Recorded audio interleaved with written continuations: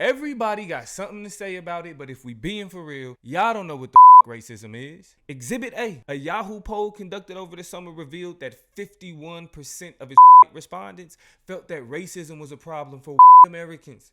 40% of Hispanic and 27% of his black respondents felt the same way. I blame this definition right here for this bullshit because it oversimplifies the concept, and its use of the term individual makes one assume that there's a such thing as individual racism, and there is not. This is where we gotta start talking shit though, because out of the Republicans poll, you telling me that 71% of them feel like racism is a problem for people. The same Republicans who characterize talking about racism as playing the victim. Who playing the victim now? Let me show you. Woman, a young racist in Atlanta, she's a racist. And they say...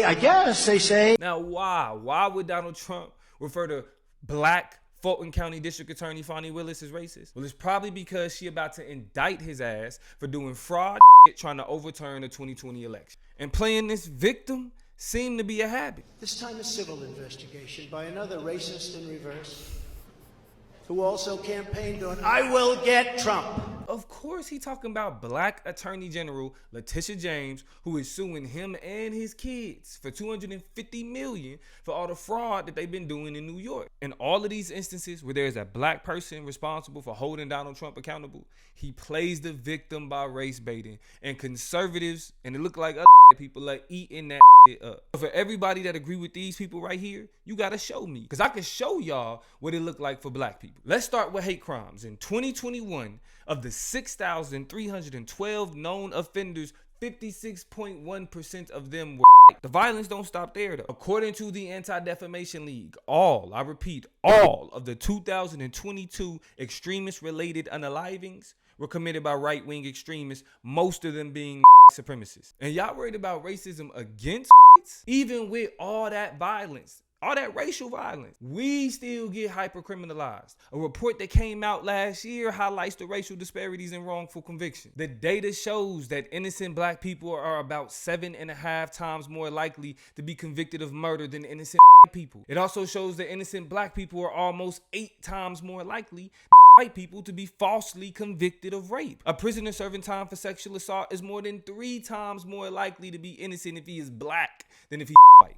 And it gets even worse when we look at drug crimes. 69% of drug crime exonerees are black and 16% white. That means that innocent black people are 19 times more likely to be convicted of drug crimes than innocent whites. A much larger disparity than we see for murder and rape, despite the fact that white and black Americans use illegal drugs at similar rates. For us, racism looks like the continued disenfranchisement that we've been dealing with for generations. If we just look at 2023 alone, conservative legislators have passed a near record. They ain't broke it yet. They trying to break the record on the amount of restrictive voting laws that they've passed so far. And we not gonna act like studies haven't already proven that these laws have a disproportionate impact on black and brown communities. And here is a perfect example of the racism that we deal with and disenfranchisement. A majority black town, New Bern, Alabama, is having its government held hostage by its minority